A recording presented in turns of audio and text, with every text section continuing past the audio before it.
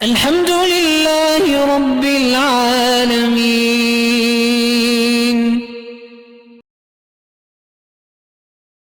کہ اللہم لا اوصی ثناء علیک انت کما اثنیت علی نفسک. تو سب سے پہلا غزوہ جو ہے وہ غزوہ بدر ہے، اسی لیے اس کا نام یوم الفرقان بھی ہے. اور غزوہ بدر جو ہے اول غزوۃ فی الاسلام، اسلام میں یہ پہلا غزوہ ہے. حضور صلی اللہ علیہ وسلم 2 رمضان کو مدینہ منورہ سے نکلے. 313 کا عدد تھا آپ کے صحابہ کا. اس لیے حضور نے فرمایا کہ میرے صحابہ کی تعداد جو ہے، اللہ نے جتنے رسول بھیجے ہیں ان کی تعداد بھی 313 ہے. اور آج میرے ساتھی بھی اللہ نے جو منعقد فرمائے ہیں ان کی تعداد جو ہے وہ بھی 313 ہے. تمام صحابہ کرام چل پڑے، لیکن ابو سفیان اپنا قافلہ بچا کے لے گیا. کفار مکہ کو اطلاع کر دی تھی اس نے زمزم غفاری کے ذریعے. تو ابو جہل 1000 کا لشکر لے کر مقابلے کے لیے نکلا. راستے میں اس کو ابو سفیان کا پیغام ملا کہ قافلہ بچ گیا ہے اور میں نکل گیا ہوں، اس لیے تم بھی واپس لوٹ جاؤ. اس نے کہا کہ نہیں، اب ہم آئے ہیں تو ہم مقابلہ کریں گے. ہم مسلمانوں کا قتل جو ہے اسی مقام بدر میں کریں گے، اور پھر اس کے بعد ہم اپنی شرابیں پئیں گے اور رقص کریں گے اور خوشیاں منائیں گے. اس کو ایک فکر لگی ہوئی تھی کہ بنی کنانہ ایک قبیلہ ہے بڑا مضبوط، کہیں اس نے میری عدم موجودگی میں مکے پہ حملہ کر دیا تو پھر مکہ کا کنٹرول کرنا مشکل ہو جائے گا. تو ابلیس لعین کو ایسے موقعوں کی تلاش ہوتی ہے. تو وہ سراقہ کی شکل کے اندر ایک سردار کی شکل میں آیا اور ابو جہل کو ملا اور کہا، ابو جہل فکر نہ کرو، میرا قبیلہ بھی تمہارے ساتھ ہے اور میں بھی تمہارے ساتھ ہوں. فیصلہ کن جنگ کرا تھا کہ آج کے بعد اسلام کی جڑ ہی کٹ جائے. ابو جہل بڑا خوش ہوا، اس کو ہاتھ میں ہاتھ ڈالے ہوئے چل پڑے.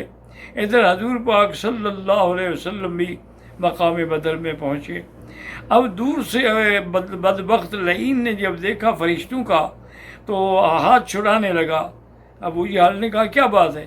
اور نے کہا انی اری ما لا ترون، جو میں دیکھ رہا ہوں تم نہیں دیکھ سکتے. انی اخاف اللہ، میں اللہ سے ڈرتا ہوں، میں نہیں جاتا مقابلے کے لیے. وہ واپس لوٹ گیا. حضور صلی اللہ علیہ وسلم کو خدا کی قدرت ہے، وہ علاقہ ملا جس میں نہ پانی تھا اور جس کے اندر ریت ہی ریت تھی. پاؤں دھنس جاتے تھے ریت میں چلنے سے. اور ویسے بھی آپ کا لشکر کتنا تھا؟ 313 کا عدد تھا، جن میں 70 اونٹ تھے، 2 گھوڑے تھے، 70 تلواریں تھیں اور 70 زرہیں تھیں. اس کے علاوہ تو آپ کا اور ابو جہل جو ہے پورے لاؤ لشکر کے ساتھ تھا. پورے آہن پوش لوگ لے کے نکلا تھا میدان بدر میں. اور اس علاقے پر اس کا قبضہ ہوا جو زمین بھی پختہ تھی اور چشمے پانی کے بھی تھے. لیکن اللہ تبارک و تعالیٰ نے اپنے نبی پاک کی مدد فرمائی. اس کے بعد آسمان سے بارش برسا، جس کی نتیجہ یہ ہوا ریت ٹھنڈی بھی ہو گئی اور ریت جم بھی گئی. اور مشرکین کی طرف سے جو تھا وہ الٹا کیچڑ بن گئی، پاؤں پھسلنے لگ گئے. تو یہ اللہ کا انعام تھا. پھر حضور صلی اللہ علیہ وسلم کے لیے ایک عریش کہتے ہیں چھپر نما ایک جگہ بنائی گئی، تاکہ حضور چاہیں تو اس کے اوپر بھی کھڑے ہو سکتے ہیں، ورنہ حضور اس کے اندر سے بیٹھ کے اپنے مجاہدین کو دیکھتے رہیں گے اور ہدایات جاری کرتے رہیں گے. اب مسئلہ یہ تھا کہ بھی عریش پر پہرے دینے کے لیے کس کو منتخب کیا جائے. تو سیدنا ابو بکر صدیق نے تمام صحابہ سے کہا کہ یہ کام میں کروں گا. اور آپ تلوار پکڑ کے عریش کے دروازے پہ آ کے کھڑے ہو گئے پہرا دینے کے لیے. حضور صلی اللہ علیہ وسلم دیکھ رہے ہیں اور دعائیں مانگ رہے ہیں اللہ سے دعائیں. اور اتنی آپ نے دعائیں مانگی کہ کھڑے کھڑے آپ کی چادر 3 دفعہ کندھے سے گر گئی. اور اللہ تبارک و تعالیٰ سے حضور نے دعا کہ اللہم انجزنی ما وعدتنی، اللہم انجزنی ما وعدتنی، اللہم ان تہلک ہذہ العصابۃ لا تعبد، کہ یا اللہ میری ایک چھوٹی سی جماعت ہے، اگر یہ بھی ہلاک ہو گئی تو پھر تیرا نام لیوا بھی دنیا میں کوئی باقی نہیں رہے گا. حضور اور یہ جنگ بدر کا عجیب موقع ہے، آپ سوچ نہیں سکتے. یعنی بھائی کے مقابلے، حضرت علی کے مقابلے پہ عقیل ہیں، حضرت حمزہ کے مقابلے پہ عباس ہیں، حضرت حضرت ابو بکر کے مقابلے میں ان کا بیٹا عبد الرحمن ہے. یعنی باپ بیٹا بھائی کے مقابلے پہ کھڑا ہوا ہے. اور اس کے بعد یہ ہے کہ حضور صلی اللہ علیہ وسلم دعائیں مانگتے ہوئے باہر نکلے اور آپ نے فرمایا ابشر یا ابو بکر، ابو بکر تمہیں مبارک ہو، ہادہ جبریل عطا کا، یہ جبریل آیا ہوا ہے، اس نے زرہ بھی پہنی ہوئی ہے، اس کا مطلب ہے کہ وہ ہماری مدد کے لیے اترا ہے میدان جنگ میں۔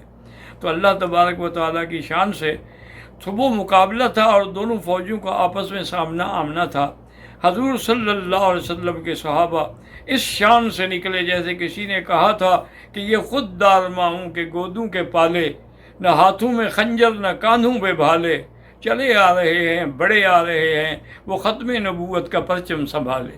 حضور صلی اللہ علیہ وسلم کے صحابہ میدان میں، ادھر کفار بھی میدان میں ہیں، انہوں نے اپنے بڑے بہادر اتارے، عبیدہ، شیبہ، ربیعہ۔ اس کے مقابلے پہ 3 انصاری نکلے، انہوں نے کہا کہ نہیں ہم تمہارے ساتھ لڑنا نہیں چاہتے، تم کل کے لڑکے ہمارا مقابلہ کر سکتے ہو، ہمارے مقابلے کے لیے حضور سے کہیں کہ قریش سے کوئی پہلوان بھیجیں۔ پھر اللہ کے نبی نے حکم دیا، حضرت علی رضی اللہ عنہ، حضرت حمزہ رضی اللہ تعالیٰ عنہ، حضرت عمر جو تھے وہ مقابلے پہ نکلے۔ جب وہ سامنے آئے، حضرت علی نے پہلے وار میں اس کی گردن اڑا دی، حضرت حمزہ نے بھی دوسرے وار میں اس کی گردن اڑا دی، تیسرا جو تھا وہ زخمی بھی ہوا اور اسے زخمی بھی کیا۔ اور اس کے بعد پھر گھمسان کی جنگ شروع ہو گئی، گتھم گھتا ہو گئے، اور حضور پڑھ رہے تھے سیہزم الجمع ویولون الدبر، یہ جو لشکر جو ہے شکست کھائے گا اور پیٹھ دیکھ کے بھاگے گا۔ اور حضور یہ بھی فرما رہے تھے کہ مسرع فلان بہادہ، اس جگہ پر فلاں کافر پڑا ہوگا، اس جگہ پر فلاں کافر پڑا ہوگا، اس جگہ پر فلاں کافر پڑا ہوگا۔ صحابہ کہتے ہیں ہم حیران تھے کہ میں ایک مشرک کے پیچھے بھاگ رہا تھا کہ میں نے آواز سنی، اس نے کہا ہیزوم مارو اس کو کوڑا، تو ہیزوم نے کوڑا مارا، وہ کوڑا لگا، وہ گر گیا۔ میں حیران ہوں ہیزوم کون ہے، کہاں ہے؟ اس کے بعد میں دوسرے کافر کے پیچھے دوڑا، میں نے ابھی تلوار اس کی گردن تک نہیں پہنچی کہ اس کی گردن کٹ کے دور جا پڑی۔ اللہ کے فرشتے بھی میدان میں آ چکے تھے، اللہ تبارک و تعالیٰ کی مدد بھی اس کے اندر شامل حال ہو گئی تھی۔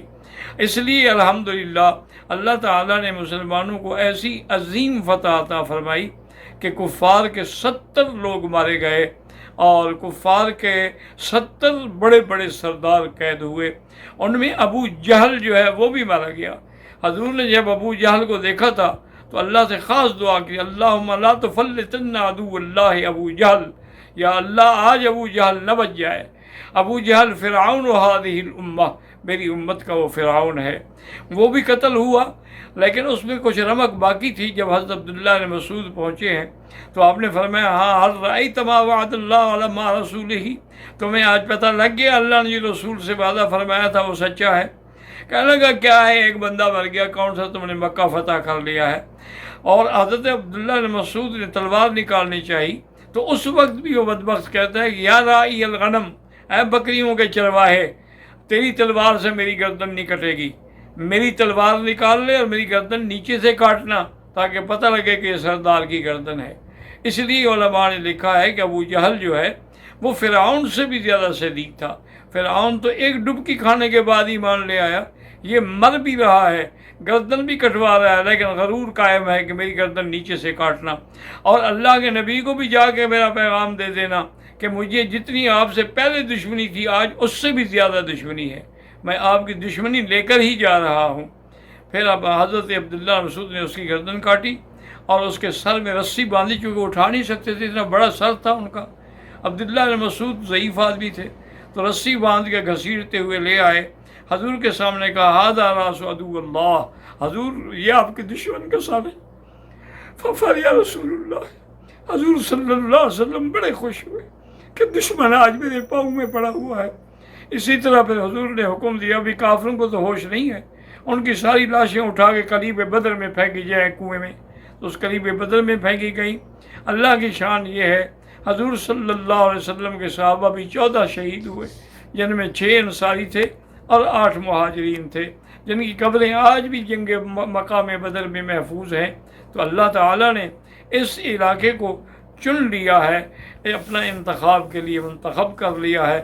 اس کے بعد پھر اسارہ بدر کا واقعہ ہے، حضور پاک نے فدیہ قبول کیا، لیکن اللہ کو یہ بات پسند نہیں تھی، لیکن یہ بھی فیصلہ فرما دیا کہ لن يدخل النار احد شہد بدرا، جو بھی بدر میں گیا وہ کبھی جہنم میں نہیں جائے گا، وما علینا الا البلاغ۔